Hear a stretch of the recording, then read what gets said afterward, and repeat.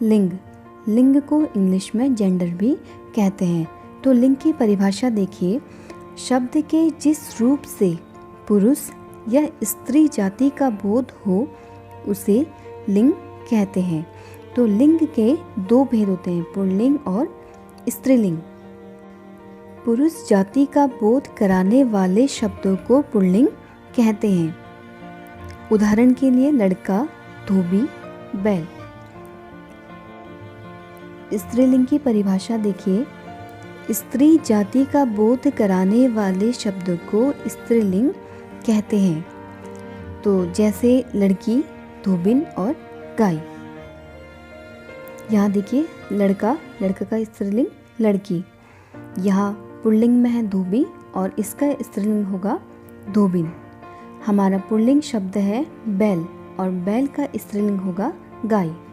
अब हम देखेंगे कि लिंग की पहचान कैसे की जाती है। तो कुछ ऐसे शब्द होते हैं जो हमेशा ही पुल्लिंग होते हैं और कुछ ऐसे शब्द होते हैं जो हमेशा ही स्त्रीलिंग के होते हैं। तो पुल्लिंग शब्द में हमारा पहला है समूहवाचक शब्द। इसमें हमारे सारा समूह आता है, जैसे कि कोई झुंड या फिर कोई दल, जैसे कि हाथियों का झुंड आ गया या फिर शेरों का झुंड आ गया।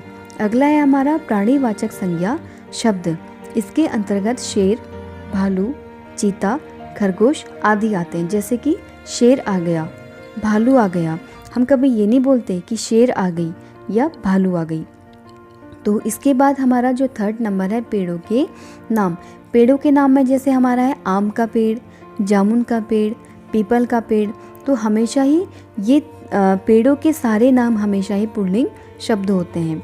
फोर्थ नंबर में हमारा है देशों के नाम। देशों के नाम में जैसे चीन है, जापान है, भारत है, ये सब भी हमेशा ही पुल्लिंग होते हैं, लेकिन श्रीलंका शब्द स्त्रीलिंग के अंतर्गत आता है। फिफ्थ है हमारा हिंदी के महीने और दिनों के नाम। तो जो हमारे हिंदी में महीने और जो दिन के नाम है वो भी हमेशा पुल्लिंग आते हैं, जैसे जनवरी का महीना है, बुधवार का दिन है, श्रावण का महीना है। तो ये सब हमारा पुल्लिंग है। हमारा सेवंथ नंबर है धातुओं के नेम। धातुओं में हमारे लोहा, पीतल, सोना, हीरा, ये हमेशा ही पुल्लिंग में प्रयुक्त होता है। चांदी हमारा स्त्रीलिंग का शब्द है। अब स्त्रीलिंग की बात करें तो नदियों और झीलों के नाम, तिथियों के नाम, बोली और भाषा के नाम, ये तीनों ही हमेशा ही सदैव स्त्रीलिंग में होते हैं। तो हम बात करते हैं नदियों और झीलों के नाम, जैसे कि गंगा नदी, यमुना नदी, गंडक नदी, ये हमेशा ही स्त्रीलिंग के अंतर्गत आता है। इसके बाद अगर हम बात करें तिथियों के नाम, तो तिथियाँ जैसे हो गया अमावस्या, पूर्णिमा, जैसे हम बोलते हैं आज अमावस्या का दिन है, आज पूर्णिमा का दिन है। फिर है बोली और भाषा, जैसे पंजाबी बोली, हम बोलते हैं हमारी भाषा हिंदी है, हमारी भाषा पंजाबी है। तो ये शब्द हमेशा ही स्त्रीलिंग के होते हैं।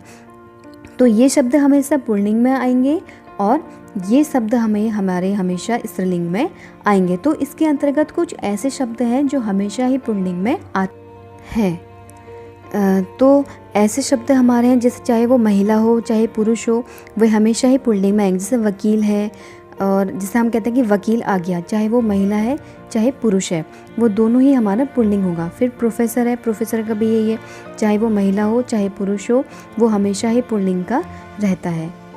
सभापति, मंत्री, सचिव, इंजीनियर आदि। तो यहाँ पे कुछ शब्द हैं जो हमें पुल्लिंग और स्त्रीलिंग दोनों में लिखे हैं। तो ये है हमारे पुल्लिंग के शब्द और ये है हमारे स्त्रीलिंग के शब्द। तो हमारा पुल्लिंग शब्द में देखिए पहले पिता है, इसका होता है माता। पड़ोसी का पड़ोसिन। हमारा है देव, इसका होगा देवी। दादा का स्त्रीलिंग होगा दादी। युवक का स्त्रीलिंग युवती। छात्र का स्त्रीलिंग छात्रा।